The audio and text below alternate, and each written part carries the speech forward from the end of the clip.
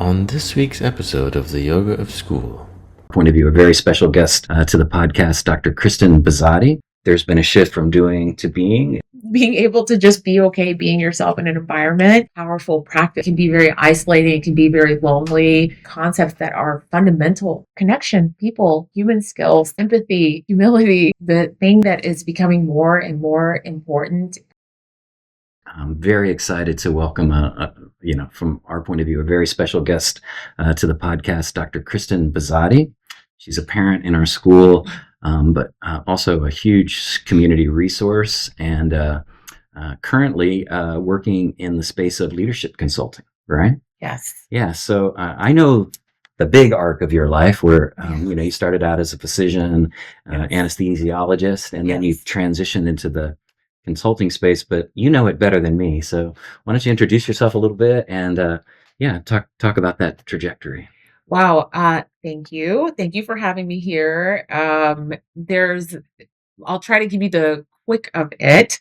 I don't have a straightforward path. Okay. The kind of highlight version of the whole story, essentially for me, is that I knew what I wanted to do in my life. I wanted to be a physician, went to medical school. I met my husband, Pedram, at the University of Oklahoma when we were medical students together. And he comes from an Iranian background, and I come from an African-American background. And we had this, when we got married, we had this very interesting experience. Right. I don't even know, we were married for like 2 weeks straight. I mean, we probably had 5 or 6 different weddings. We did everything. Cool. And it was such a fascinating experience for me, this whole thing. It was like this new world opened up to me. And when I went to residency, I ended up writing a book about Persian weddings. And I talked about our story in that book, and I kind of described it. Back then. There weren't, YouTube channels and all the resources we have now. And so I wrote this book, and fun fact, there's only 2 English language books on this topic, and one of them is mine. Oh. And so it became kind of a resource. And after I published it, I had a lot of people reaching out to me, but the thing they were most interested in was how we made it work. That's what people were asking us about. They were not asking us about the traditions. They were asking, how did you two come together from such really different backgrounds? And after about 5 years, 6 years of practicing here in Houston as an anesthesiologist, I was getting so busy with my readers. My husband looked at me one day and he was like, there is definitely a role for this kind of work. And he's like, you should take this somewhere and actually make it into a business. And I was telling him, like, I'm not sure what you mean. I'm not charging people who are getting married. They're just asking me questions. I'm not going to send them. They're already spending. They're already spending. An invoice for this. He said, no, corporations. And I told him, what do corporations care about Persian weddings? Like, they don't care about it. And he said, no, it's what they're reaching out to you about. It's this understanding of how to bring people together who are very different from each other. And this whole idea about, creating this kind of culture, this sort of new culture with all these different people there. And long story short, people care a lot about this. Yes. It actually kind of took off to the point that I left medicine for about 2 years. And I was just so busy with this type of work. But now I do both. So I practice medicine as well, but the vast majority of my time, I work with organizations on creating great workplace cultures, connecting, engaging across differences, and preparing leaders to lead across their team. Right. Yeah. Your current firm, I think, is IIC. Yes. Right? International Intercultural. Yes. Right. And so, looking at in this global, diverse world that we live in, how do people that are different, kind of cohabitate, work together, create community, get outcomes, which I think is very close to what we're trying to do here in school. We're doing it with younger people, but it's the same thing. And that's why I think we were so excited for you to come on the show. In your mission purpose statements, you talk about healthier workplace culture. Yes. And we talk a lot about wellness and a culture of high achievement. So I think we're very close there. What do those words mean to you? Healthier workplace culture. Yeah. A lot of the differences that we discuss, there's a lot of different kinds of like diversity that you can think about. But when you're talking to leaders, the most obvious thing that happens and kind of the fundamental issue in a lot of workplaces and corporations is that the biggest diversity is a diversity in power, and how empowered people are in different parts of the organization, and trying to bring people together when you have, kind of this group of people who are very influential, not only on their day to day, how much time they spend with their families, how much time they have to connect or to have wellness for themselves. And then you have kind of another group of people who are less empowered about these very important things that are, meaningful to them. How do we connect across this kind of difference, and how do we use that power? What does that look like? This is what, a lot of the the leadership development and training that we do comes down to. Leaders are very impactful on workplace culture, workplace wellness, what that looks like and what that means, what they model, what they do.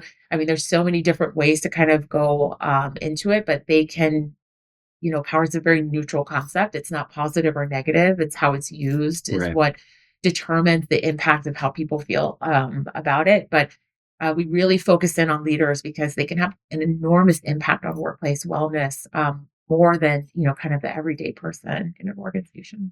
That's a profound realization that the diversity of power is the thing that is often overlooked. Mm-hmm. Do you find that when you come to the leaders with this idea, that how do they receive that usually? Because they're the ones in power. Right.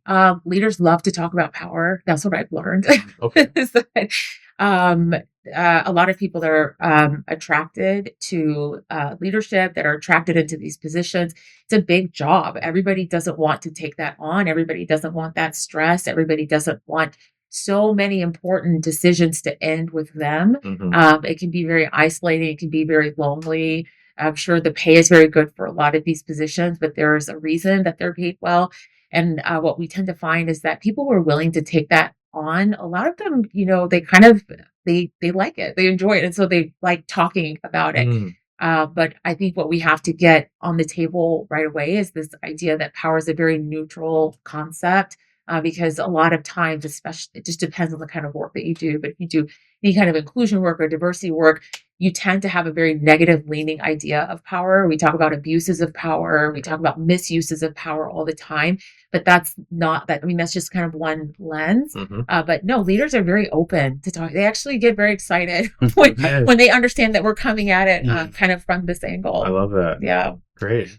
Do you think it's fair to say, I mean, I'm sort of just thinking about my own career and leadership and even just thoughts about it, and I know when I was certainly starting out, that kind of just, I think the construct of leadership was very much doing, it's like Tom Peters and Search of Excellence, like you're going to do stuff, right? You're going to drive things. And I think over time, I know in my own life, there's been a shift to kind of from doing to being, or, kind of trying to shift from doing to being. Is that part of what you're trying to do with these people? Yeah, they're very happy to talk about, power from a doing point of view. Yeah. But what about from a being point of view? Okay. And can you clarify being? Do you mean, like, for example, just like kind of allowing others to, sort of do their jobs? Like, I don't have to like come in and micromanage them, or like Right. from a more spiritual standpoint. Yeah, being intuitive, being willing to listen, being willing to think versus just act and do.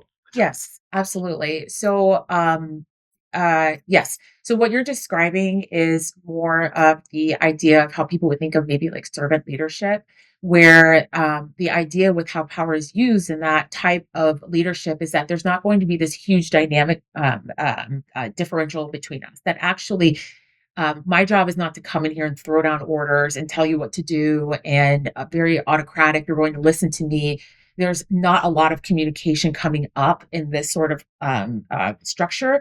What you're describing is more of like an evening of that, where the leader is almost more collegial with their teams, and they have this benefit of just being, that they don't have to come in with all the answers. They don't have to have everything figured out. There's more of a relationship there.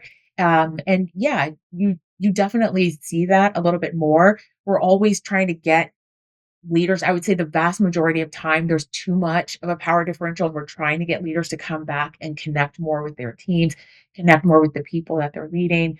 so that they can also take some of that pressure off of themselves. But I mean, there's a shadow side to that too. Yeah, there is in here.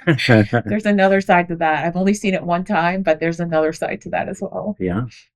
I really love the conversation of human beings. We're not human doings.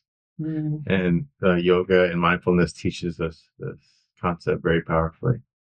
It relieves stress at the very start of it. It's just like, I don't have to think about doing it. I get to be with my colleagues here and we get to work together. Yes. That's what I sense, right? Yes. From my perspective. And people like that, people like, they like to feel collegial. And I feel like it's getting back to, this kind of yogic concept of connecting, of, being still, not trying to do everything all the time. And that's not an easy concept to always bring into environments that are very, like kind of based in capitalism, based in consumerism. They're competing ideas with each other. And so it's very beautiful when people find ways to bring that in, and have those things coexist with each other. I would say that that's a main focus of our pod and Tom and I's work is to find this balance and to bring it in. Yeah, we say pretty clearly up front that we're in a achievement oriented culture. That's not going to change. We can't. We're not looking to deconstruct all of that. Yep. But what we are trying to do is think about and act upon what would wellness look like in that culture. And sometimes I think those are seen as kind of zero sum game. And I don't know that that's what it is. And it sounds a little bit that that's the place that you're working for with people. They have to get results. There's going to be metrics, but at some point, if everybody's getting burned up and consumed, then it's not going to be sustainable. But it's kind of almost like holding that tension, and there must be like a slider of the energy almost, across different organizations and different situations. Is that true? Yes, absolutely. And it's an interesting balance to try and strike. And I don't know if anyone's really figured that out fully yet. I think we're all trying to understand what that looks like and what that means. And it's so unique to the environment and the context. If we really want to bring in kind of this stillness and connection, there has to be an understanding of who are the people in this environment and what they actually need. And that's not something we can just make prescriptive, like everybody's going to get this and then we have an answer. There's a unique answer in this environment. There's a unique answer in, the building across the street and their business, and having leaders that can really actually want to go on that understanding. I think that's the key, right? Yeah. And that's got to be a super fascinating part of your work. I mean, we had a chance to chat a little bit before we mic'd up, but, we were laughing about, you were asking me, hey, how's school going on? And I was, well, I usually know pretty quickly when it's not going well. And, when things are going well, maybe anecdotal comment here and there. And you were talking about, when I get called by these companies, it's not because, hey, things are really cooking and we need your input on a tweet. Yeah. You're getting called because something's on fire and we need an answer. Yes. So, and I was thinking about, so to some extent, when you go in, there's already an answer being everybody's already agreed that there's an answer, but that's probably not the real answer. It never and then your work must be to sort of get from that track. Yes. Can you talk about that? I think that's fascinating. Well, we talk a lot about diagnostics. So I try to separate like the medicine from, the leadership. In the first couple of years, probably 4 or 5 years that I was doing this work, I just saw them as very separate things. And finally, I just brought the scientific method in and I said, listen, we don't do this in science. We don't build whole programs based off of an assumption. Like we can't do that. I know that y'all think this is the answer. And then they'll come in and say like, we need training on like 1, 2, 3, and 4. I mean, they're very clear usually about what they think needs to be done, but you have to slow them down. I mean, we have to help people understand that they're making a lot of assumptions. How do you know this is true? Well, the chief human resources officer, the entire C-suite, and the head of talent development, we all agree. And it's like, okay, I'm glad that y'all agree. I'm glad that y'all agree. Exactly. But that's, y'all are very high in the organization. You're going to see things from a similar perspective. And so, we have to slow people down about doing diagnostics, which a lot of people see as assessments, but diagnostics are a little bit deeper than that. And we use simple terms like you would not want to go to the doctor. If you came and saw me at the hospital and you were coughing, you wouldn't want me to just give you penicillin. You would want me to understand why you're coughing. Are you coughing because there's a heart issue? Are you coughing because you have a lung infection? If you do, should we take culture so we know exactly which kind of infection you have? Do you want me to just give you any antibiotic, like, or the one that's specifically for what you have? You want to do the same thing in these sort of environments. You want to get down to the bottom of what the issues are. And that's a hard thing to do when things are on fire. Yeah. Because people want it out. They don't want to slow down, but you Yeah. really have to slow down. Are there techniques that you use or approaches that that seem to work to get people to slow down? Like how are you making that happen? So I, again, like I explain, I go to a lot of healthcare examples to them and I come in with a lot of calm and I explain to them, as an anesthesiologist, especially, like we are trained very carefully to read the room. When we're in the OR, you have to be aware. The surgeons are not always talking to you. I mean, you have to look over the drape. You have to, if they're bleeding, if you notice there's more blood in the suction canister, you have to be aware of all of these things that are going on. If the room nurse is getting nervous, if the scrub tech is they teach us to pick up on these things so that we know when is something an emergency, when is it not, and we're kind of trained to intervene early. And what I try to explain to people is that there's no emergency going on, even though it feels like it. And I know it feels like it. I try to explain to them, nothing bad is going to happen. I promise you, nothing bad is going to happen if we slow down a little bit. There's no emergency here. And even just sort of explaining that to them, I mean, it's kind of like, they're just used to being in this environment where everybody's running around and they treat things like it's urgent. I'm like, this is not urgent. Yeah. Even if it wasn't solved in 6 months, everybody's going to be okay. Yeah. That sounds familiar. Absolutely. The world is burning down. Yeah. Oh my gosh, I failed this test. Yes. And then Tom looks outside.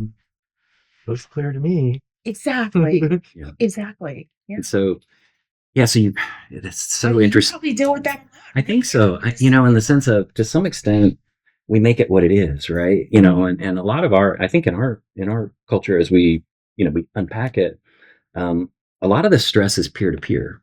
I think, kind of sometimes it's conscious and sometimes it's unconscious where, okay, at some point there is a limited, for me, the, elite university thing to begin with is the, it's the ultimate zero sum game. I mean, there's a fixed number of places at these highly branded institutions and an ever expanding pool of viable candidates. So to really get sucked up on that is not to be on a path that's probably going to have a great resolution, but everybody's oriented to it. There's a lot of sunk cost, a lot of sunk emotion into the activity. And so there's a lot of stress. And as they get closer to the target, the stress ramps up. And so we do spend a lot of time just, look, we want you to care. We want you to do your best. To do your best, you're probably going to have to be stressing about it a little less. That's an interesting part about performance, kind of, and trying to do things. Sure, that's an easy conversation. Yeah, yeah. Stress less to do better. Just sure they take that. Calm down. Classic parent behavior too, right? But yeah, just to try to somehow move through that socially constructed space where we almost all like buy into this collective anxiety. Well, what's on the other side of that? And what world is really out there is also kind of an interesting part about that. And so it's 4 years, yeah, right? What happens after? Right. Yeah. This is getting you ready for an experience that's going to get you ready for the next one and on it goes. So in some ways, I think we are trying to slow it down. I mean, you're trying to slow it down in the life skills class, I know. Always tough at the beginning of the year with a new crew, but it's essentially what you're trying to do, right? Absolutely. Yeah. So the feeling world is, we have our thinking world. Yeah. We have the feeling world. Yes. I kind of like to group it like that. And my consciousness teacher taught me the idea that the feeling world is moving at the pace of a 3-year-old. So if you've ever interacted with a 3-year-old, you can pretty much quickly pick up on that. Yeah. Let's take our time and hop over and do this. And you're just moving slowly with them. Yes. And you move too fast and it falls apart. And you can't even communicate. And so if we can just slow it down to that pace, then we can actually move at a sustainable, healthy, thriving, allow the plant to grow Yes. space. You can't make a plant grow any faster. Right. Well, I guess there are some technologies now, but think about an organic plant in the Natural processes. natural processes. We can't like fight who we are. Yeah, slowing down is a big one. If we can do that, the pace of business, the pace that UPS and FedEx deliver our packages, and Amazon is not the pace that we need to be at. Right. Yeah, that's the pace of capitalism. But it's like you're saying, like the plant, there's a natural kind of rhythm to the growth of the plant and what that is. And, there's a natural rhythm to our growth and to our needs as well. And we're not going to change that just because of these artificial anxieties Creates that dissonance. get created. Yeah. Absolutely. A lot of dissonance or lack of harmony is what happens when you're trying to go at a pace that you're not designed to or supposed to be at. Yeah. And you see children, you see a lot of adults. I see a lot of adults who are burnt out. Oh yeah. And no method, no prescription works anymore. Yes. And then it just kind of devolves from there. Well, you're like disconnected from the self also. 100%. Right? Because it's like when you're talking about stillness, that's for for some of us, it's like it had to be such an intentional practice. Like that's how I got into yoga and meditation in my 20s. I mean, I was absolutely on this same hamster wheel that these kids are on, and just this anxiety to like get to this school and all the pressure of like how you get into medical school, and then you're there and it's like you have to be, you want to do this specialty, you have to be getting these grades. But if you want to do this, but it's all based on like academics and grades, and your path is sort of set based on that. It's a tremendous amount of pressure at such a young age. And this is when I discovered yoga. And then through yoga, I discovered meditation. That was the only time that I moved at that pace was in yoga. And it felt so good. I was terrible at it back then, but it felt so good to just be on the mat. And they're telling you, you have to focus your drishti just one spot, and you just learn, I'm only focusing on this. I'm going to move, and then I'm here, and then I move. And it's a real slowing and a connecting back into yourself. Yeah. And it's intense. It's a very like emotional experience when you're used to being connected to. We were talking about the social construct, whatever these social constructs are, is probably where we're more in our day to day. At least I was back then, like oriented. Yeah, we're trained and oriented to do that because of the result. Yes. And an expectation. Hope.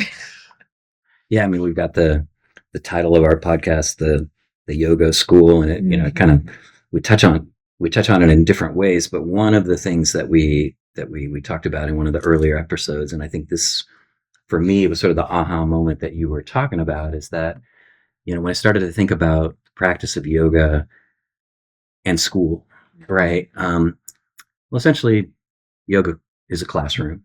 Yes. There's a teacher. There's a learning process going on. And one of the things that I came to, that was really, just coming up louder and louder in my thinking about it was there's this duality that's happening that I think is really healthy, where on the one hand, you're totally fine. You said, I wasn't good at yoga. That actually doesn't matter. Or your body type doesn't matter. Or, your level of experience doesn't. Hey, you're good. Yeah. You're whole. Yeah. But you can always get better. You can always get better and be able to create what I would call like a feedback environment. Yes. That has a high level of receptivity from the learner. That I think is really cool. And I'm interested in that in the corporate space, in the business space. Are how do the best leaders that it sounds like you are shifting the feedback environment in the organization when you're doing that work, right? They're trained to certain loops of feedback. They're generating certain assumptions and outcomes. Yeah. And it sounds to me that what you're doing is you're nudging the thing open with the diagnostics to get some other kinds of information. Is that accurate? Yes, absolutely. I mean, one of the first things that we do is we don't let a limited group of people define problems. But we with a client we just recently had, they were very surprised when we like slowed that down and we went to different levels of the organization. So we went to people who were team members that had no leadership aspirations and they weren't in leadership. We went to the people that were on their leadership tracks, like high potential people they had identified that were going in that direction.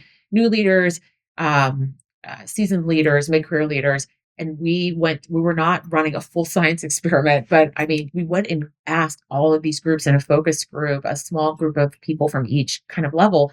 But when you sort of line up what they're saying, I'm like, do you see how different this problem looks from different levels of the organization? And you can't just take only this one and say we're going to create a whole solution based on, what this group thinks, but this group is supposed to benefit from it. A lot of it is about power. It's just about who's empowered to define a problem, who's empowered to come up with the solution, who's empowered to say who's going to make the solution. And a lot of people don't feel, this is where like these ideas of inclusivity come, they just don't feel like included in those processes. They feel kind of left out of a lot of this stuff. They feel disempowered in these environments that they spend a lot of time in, and that's tough for them. Yeah. Yeah. I mean, that whole, DEIB space is kind of under attack these days, but I always took from it, and I learned a lot from you on this subject, that, we all want to be included, and in feeling included, I think, is ultimately part of that effort at health or wellness, right? Like, it's really going to be hard for us to be healthy if we don't feel like we belong. And then therefore, if we're not healthy, if we're not as healthy as we could be, we're probably not going to perform at the level that we could perform. So there's these deep kind of outcome oriented things that are connected with those ideas. And I think it's a little bit getting lost in the shuffle right now of. Absolutely. And there's a lot of attacks on a very specific kind of lens of that work, which is really based around identity. And to be perfectly honest, I think something to think about is that there are a lot of people who in the workplace who are feeling this way. There are a lot of people, the vast majority of people are not leaders. Right. The vast majority. Okay. And so even the concept of having a leader in general is a design decision by the organization. There's other ways for groups of people to be together. They can coexist and co-op and, co-create. I mean, if we have a leader, that means our organization has decided that we are going to have a hierarchy, and that by itself leaves the vast majority of the people in kind of, I don't want to say a disempowered position. People are not powerless. It's not that I'm trying to say people are powerless. They just don't have the same kind of power that a leader does. Correct. And if we could think of a way to capture all of that understanding, that we're sort of all in this position together, Well, it's maybe easier to go for it in a school, because people are in the process of forming those identities. I think it's one of the reasons why people pick our school, and I'm just very intensely motivated by that. Sort of almost like a dream of that, even at least at the awareness level, Right. I'm going to choose to try to become more aware. And one of my pathways to awareness is meeting people that are not like me. Right. And being open, and that being, the presumed intent on that is positive. That's huge, right? Because a lot of people start from a negative place, Yes. And to some, there's some arguments that the biology starts, if it's different, if something's different, it triggers the, the fight response or the flight response, Right. Yeah. I totally buy that in 21st century, but I get where that's coming from. Right. But, yeah, I think it can happen in the workplace too. But we certainly try to make it happen here. It doesn't happen 100%, but I think we're seeking that. Yeah. Yes, it's a great environment. Yeah. Being in a school environment where there's such like an intentional idea in the environment of kind of bringing together all these different kids from different backgrounds. It really, if as a parent, it's very meaningful. Where I think, in the past, you try to kind of just fit in. I think growing up in the 80s, this is kind of where I think I was. I think where my husband was, you just try to fit in. Our kids don't feel that way at all. Every single year at the school, they're asked about, sharing their identity and sharing their culture and tell us about it. And all of these kids are sharing with each other. And I think even just that act of, it's okay to be yourself. Like, you can just be you. And we want to hear about it and we want to know about it. I think that little piece is huge. Right. It's really huge. It's huge for even wellness, being able to just be okay being yourself in an environment and knowing that the teachers, and there's no kind of unspoken expectation for you to hide that, that does enormous things for people's wellness. Yeah, I love that. Especially, I spend a lot of energy in my classes, my yoga classes with adults, to make them feel safe. Mhm. And if they come at it already with that idea that I'm perfect, I'm whole, I'm complete, I belong, then we're like 2/3 of the way there. Yeah.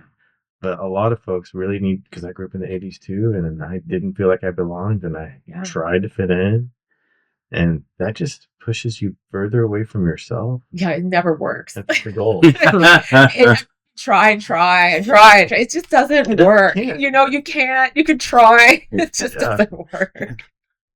It shouldn't work. No, despite all the effort. You be you. Yeah, one day it's like, you know what? Like, I'm just never, it's just not going to work. Yeah. Yeah, we're asking people to include others, but have we even included ourselves? Exactly. And that's like the inner part. I feel like that's the yoga. That's the, Yeah.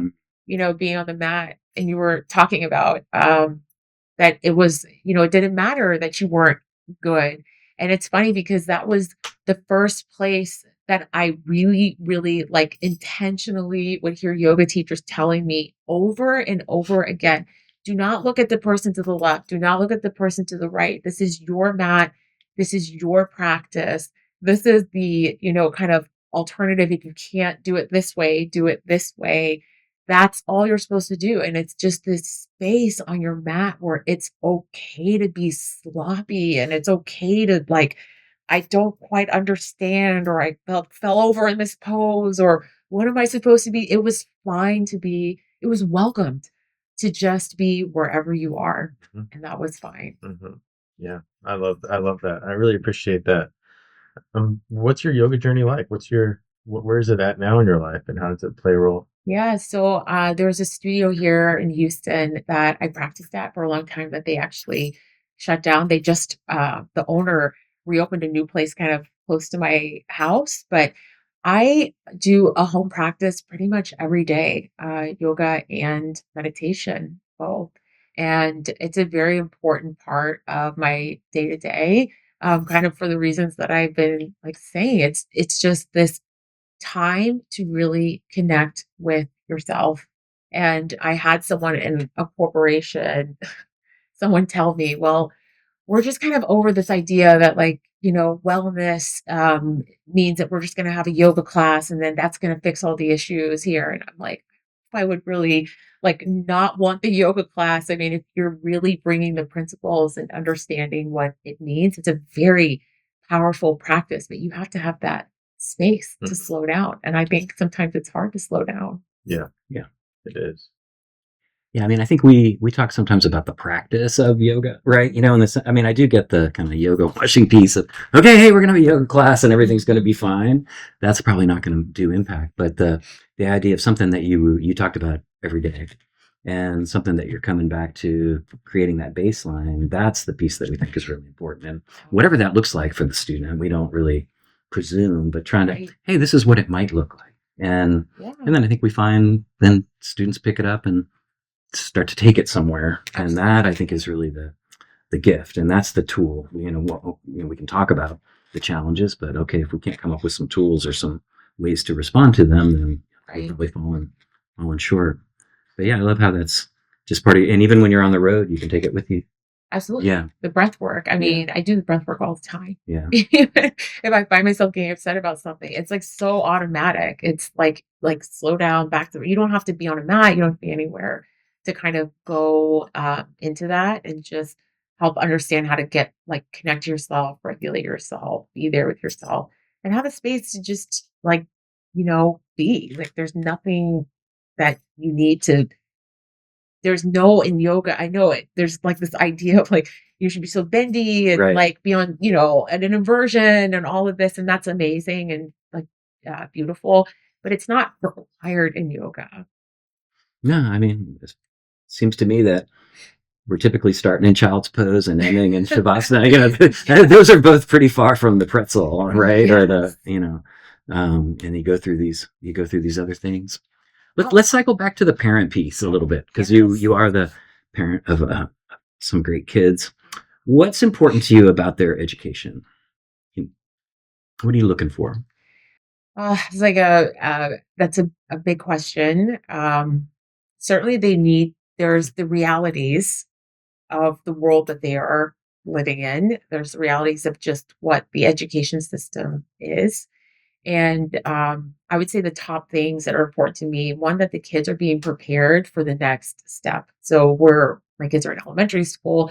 We want to make sure they're ready to, come to middle school, that they're being prepared there. And in middle school, that they're ready to transition into high school, that every step is smooth. Mhm. It's definitely important to us as parents. It's also important for us, for our kids to build connection with their classmates and with other children, to get to know people. I think those social skills are very important.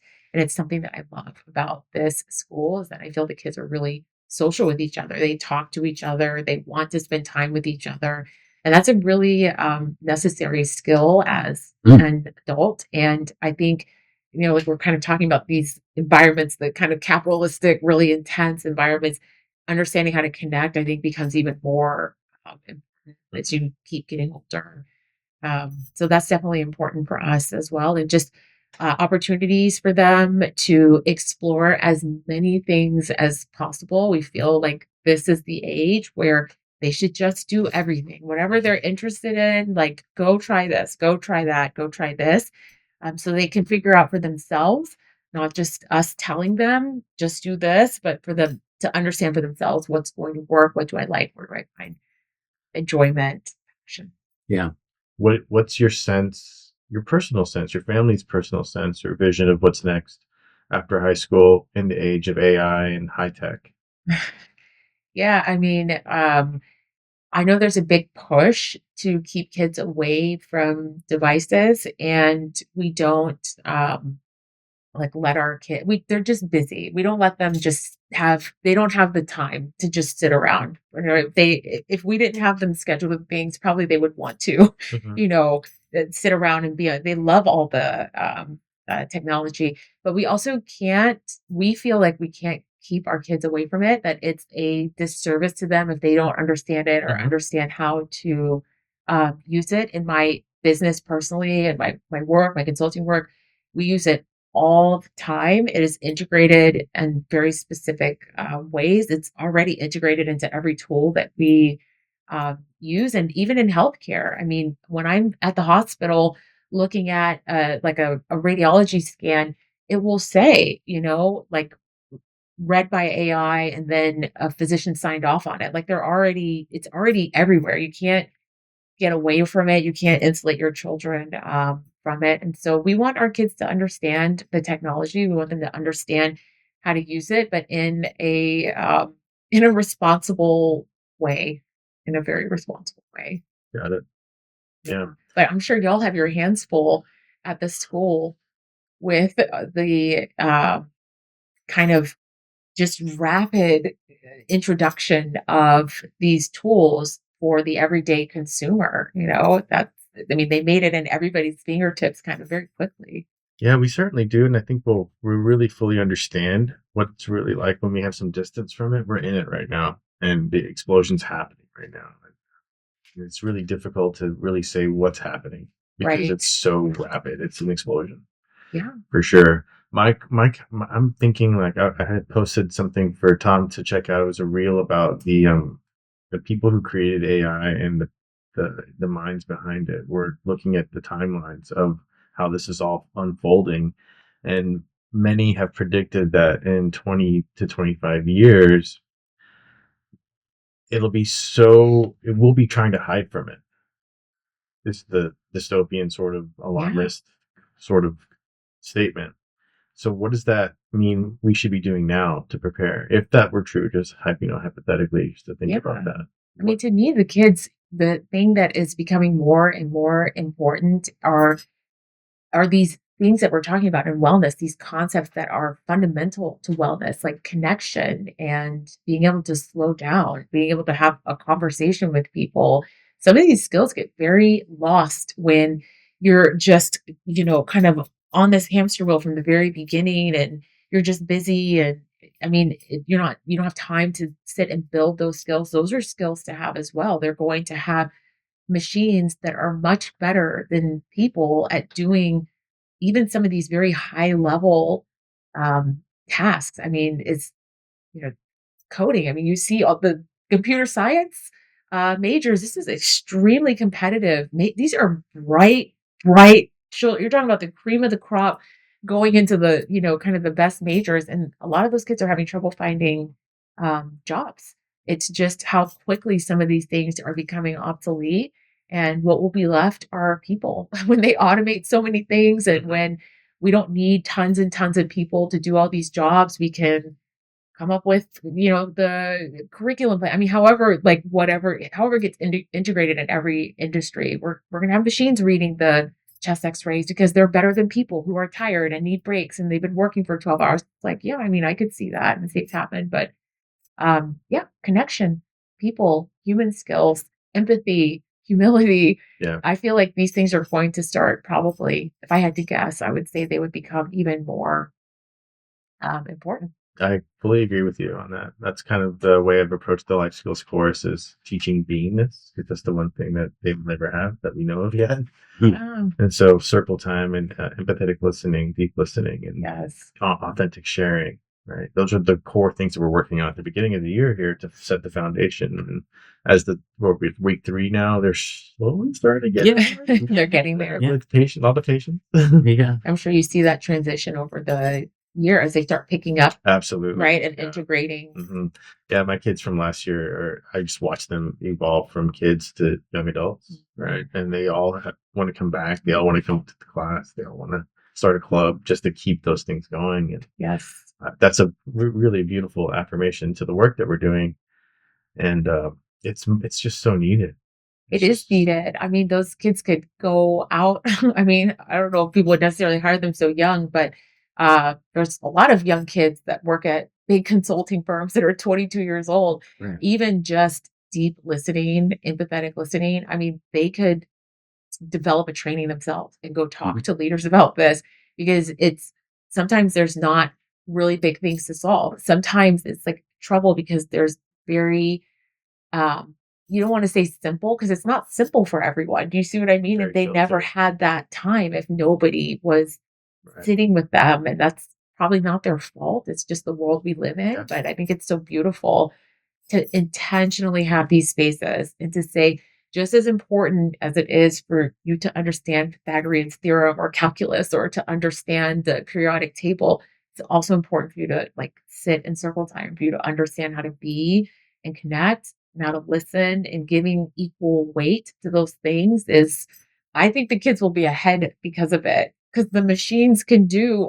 all of this advanced work probably better than any of us. I feel like that's our I think that's one. Yeah, I mean, we kind of went. I mean, I know I went through my own.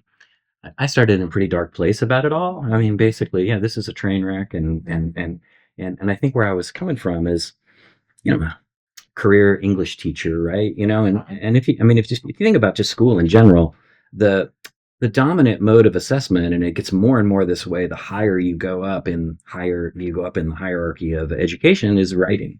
And its premise, and the basic premise is that the teacher would have some ability to understand whether that was your writing or not, right?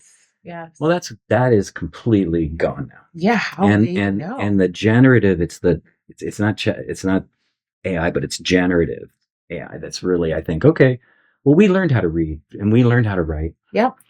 And so that's a different conversation than the conversation for someone who hasn't yet. Mm. And I think that's the stuff that we really got to get unpacked. And maybe there's people unpacking it. I need to learn more about that myself. But that, I think, that's a huge. I haven't, and this is because you're working, in this environment and you're with the students and you see.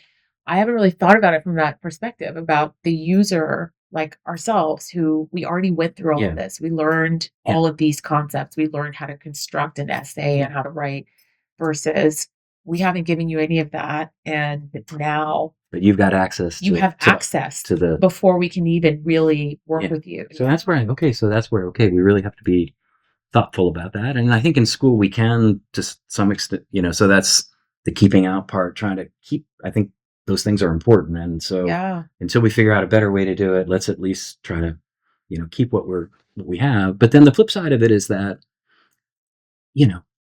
look at the algorithm's incredibly efficient, and we can create incredibly efficient tutors and, bespoke tutor on the spot for what anybody needs. So there are some efficiencies. The factory model of schooling scales really well, but it's not necessarily totally very efficient. You know what I mean? Yeah. This is what seventh grade means, and draw a box there, and then everybody has to kind of live in that box. Whereas we know that's not true. So, there is a place where, hey, there's some efficiencies here, and maybe that would swing some time back to the other kind of stuff that you're talking about. Because a lot of, from my point of view, the deep learning comes from being on that soccer team, or being in Greece, or running, starting the finance club. That's in that human to human interaction space, and those things happen after the school day. Yeah.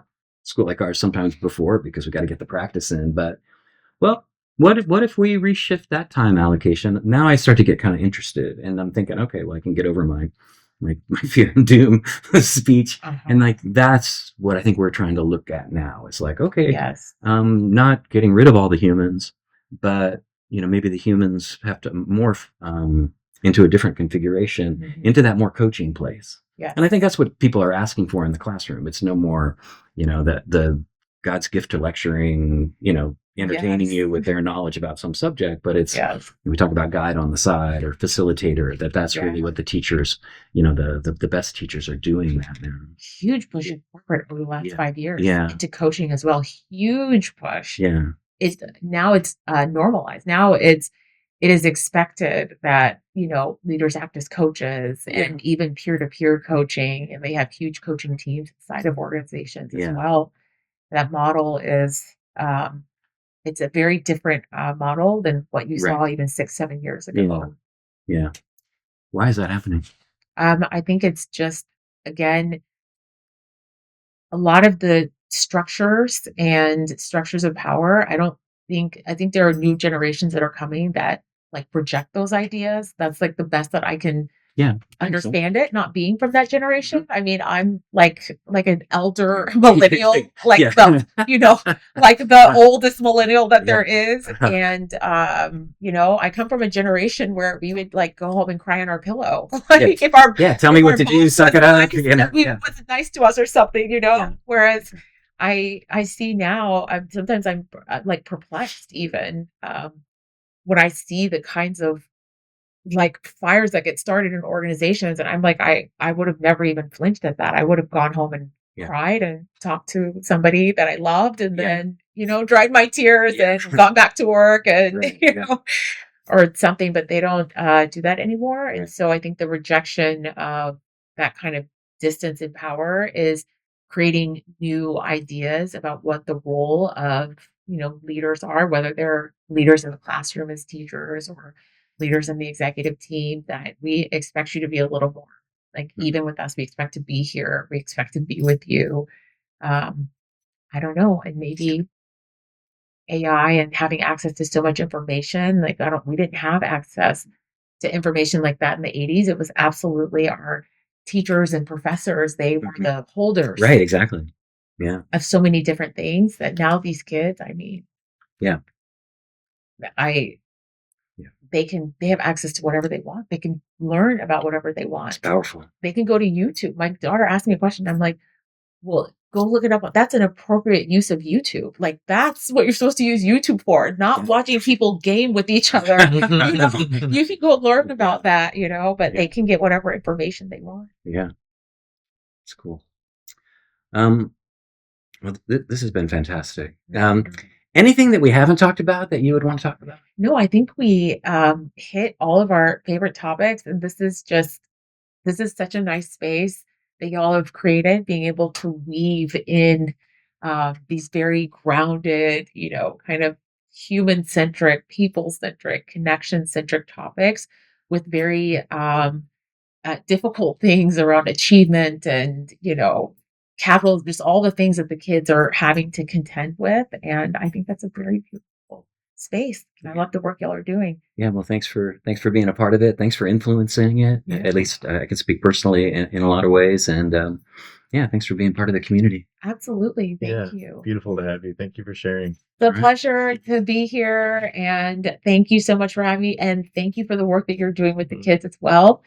3 more years. And Okay. then we'll be in your All class right. too. Looking forward to it. Yeah. Yeah. Okay. As well. Fantastic. All right. Thanks, everybody. Like and follow. All right. Namaste.